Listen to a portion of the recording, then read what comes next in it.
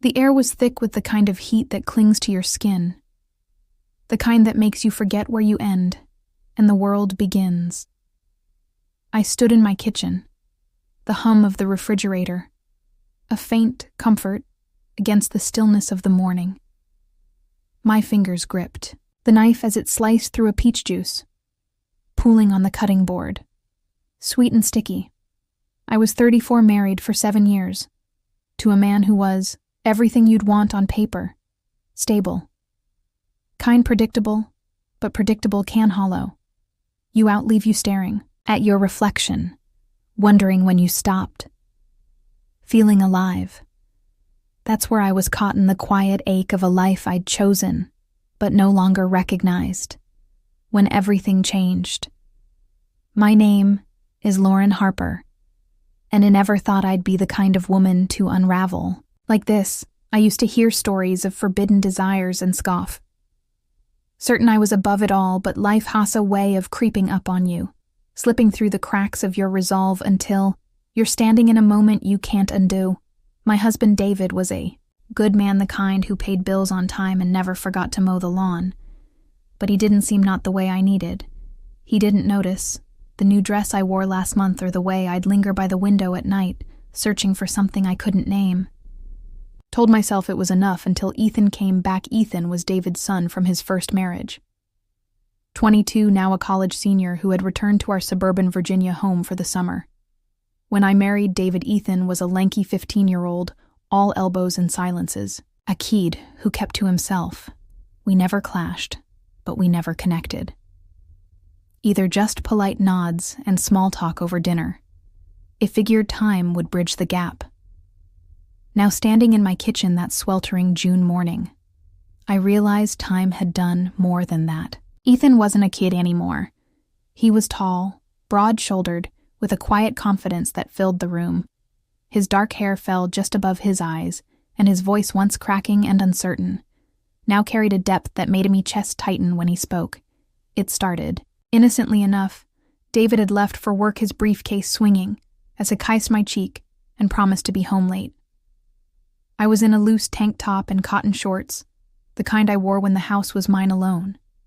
I hadn't thought twice about it, hadn't considered how the thin fabric hugged my curves, or how the morning light might catch me.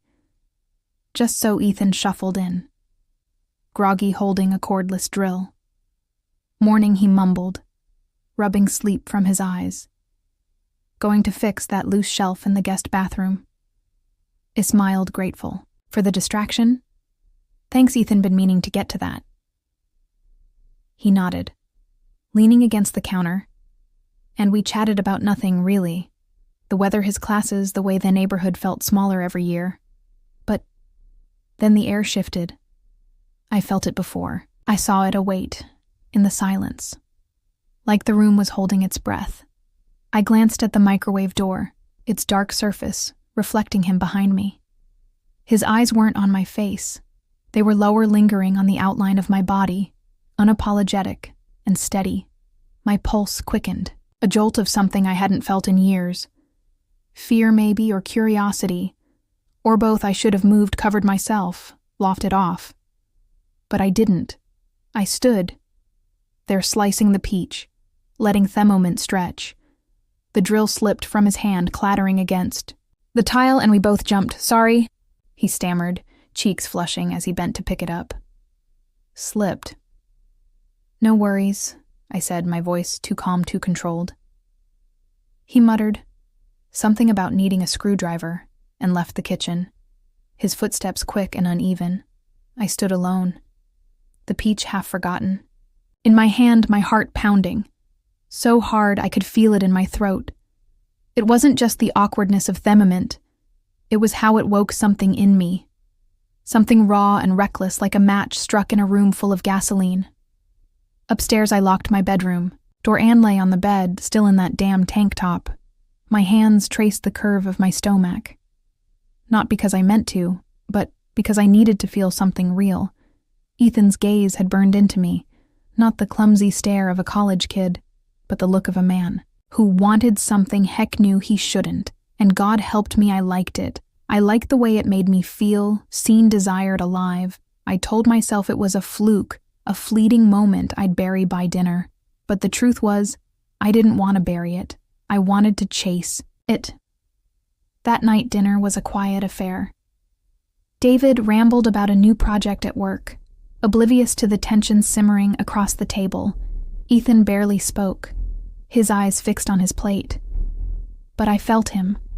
When I asked him to pass the salt, our fingers brushed, and the air crackled.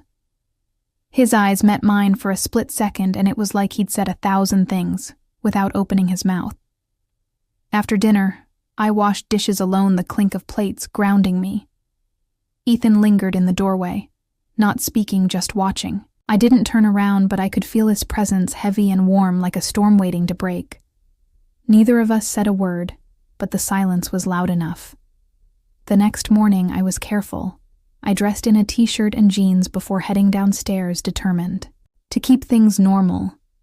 But normal was a lie. And I knew it. David was gone all day.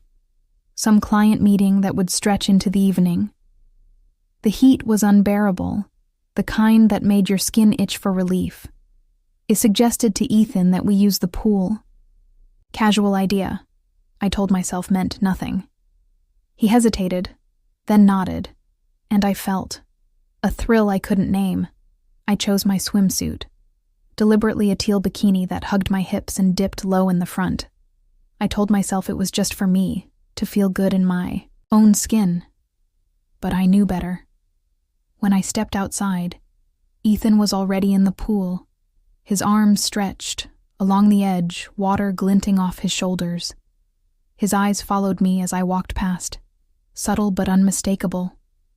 I felt powerful, wanted, and it was intoxicating. We talked easily at first about his roommates, his music taste, the boredom of summer in the suburbs. He laughed more than usual, and I caught myself smiling, really smiling for the first time in weeks. When he offered toe grab drinks, I nodded and he returned with 2 cans of seltzer. His fingers lingered on mine as he handed me one, and my pulse spiked. We weren't pretending anymore. In the shallow end, his foot brushed mine under the water, and I didn't move away. I let it stay. Let the contact linger. Let the heat build, needs unscreen. He asked later, his voice casual, but his eyes anything but inaudible before I could think better of it. He moved behind me, his hands slow and deliberate as he rubbed lotion into my shoulders, then lower, tracing the curve of my spine. His touch was careful, respectful, but it was more than that. It was intimate, like he was memorizing me. I closed my eyes, my breath shallow, my skin alive under his hands. When he finished, he didn't step away, and I didn't want them to. Later, as I stepped out of the pool, I tripped on the concrete edge. A clumsy stumble that could have sent me sprawling. Ethan caught me, one arm around my waist, the other gripping my wrist. His hold was strong, his body close, and for a moment, we were frozen there. My breath ragged, his eyes locked on mine. I could smell him, chlorine and faint cologne, a scent that made my head spin. He steadied me, then let go, turning away quickly. But the moment lingered, heavy and undeniable. Inside, I locked myself in the bathroom towel, wrapped tight, staring at my reflection. My cheeks were flushed. My eyes bright with something I didn't want to name. "What are you doing, Lauren?" I whispered. But the answer was already there, pulsing in my veins. This wasn't a game. This was dangerous. And I was running toward it. By dinner, I'd convinced myself to let it go. I texted David, asked if he wanted leftovers, saved, tried to anchor myself in routine. But Ethan walked into the kitchen, shirtless, hair damp from the pool, and asked if I needed help with the vegetables. I should have said no. Instead, I handed him a knife. We moved around each other like we'd done it forever. But it was different now. His hand grazed my back. Ash passed. His eyes flicked to my lips. Mid-sentence, I caught him staring, and he didn't look away. The air was thick with everything we weren't saying. After dinner, he stayed while I washed dishes. Leaning against the counter, his presence, a quiet challenge. "It's quiet tonight," I said, desperate to feel the silence. "It's not quiet," he replied, his voice low. "I can hear your heartbeat." I froze, my hands still in the soapy water. He stepped closer, not touching, just close enough for me to feel the heat of him. "I'm not trying to make this weird," he said. "I know you're married. I respect that. But I can't stop thinking about you." I should have stopped him. I should have reminded him I was his stepmother. This was a line we couldn't cross. But he turned around, looked into his eyes, and saw a man who wanted me. Not just my body. But me, I dried my hands, walked past him. Shoulder brushing his chest, slow and deliberate. He didn't follow, but he didn't need to. The message was clear.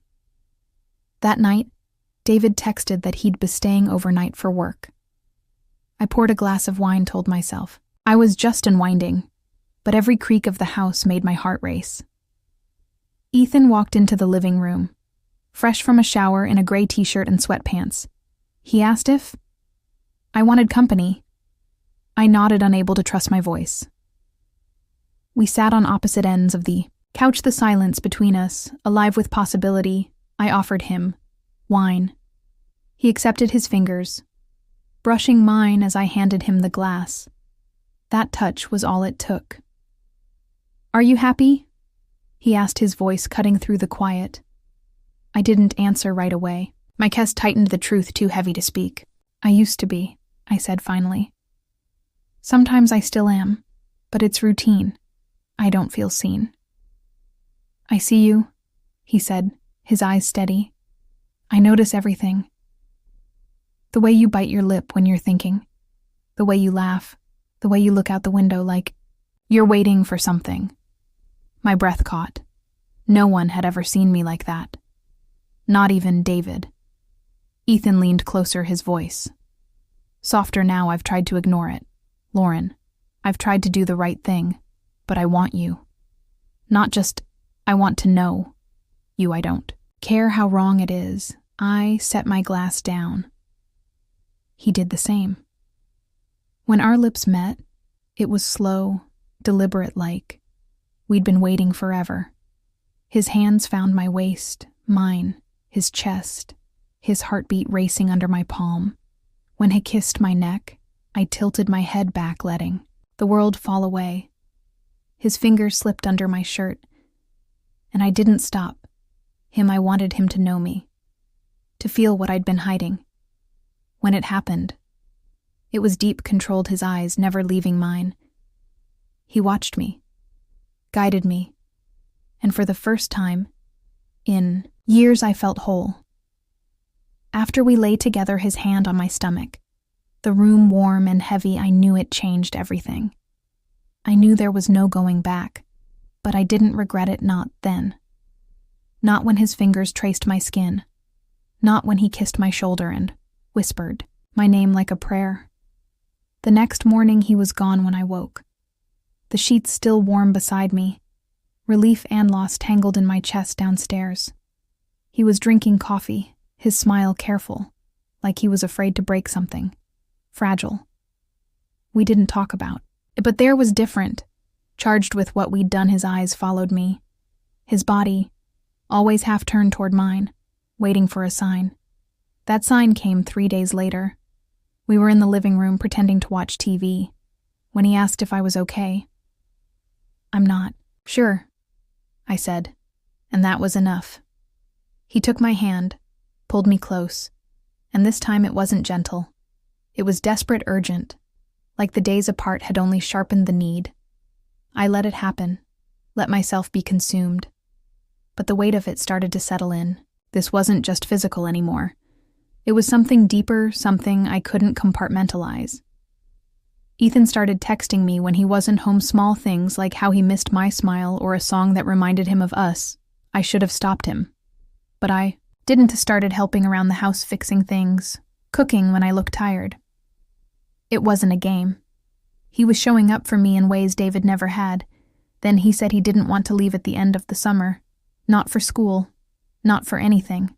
Because of me, I froze. You know who I am, I said.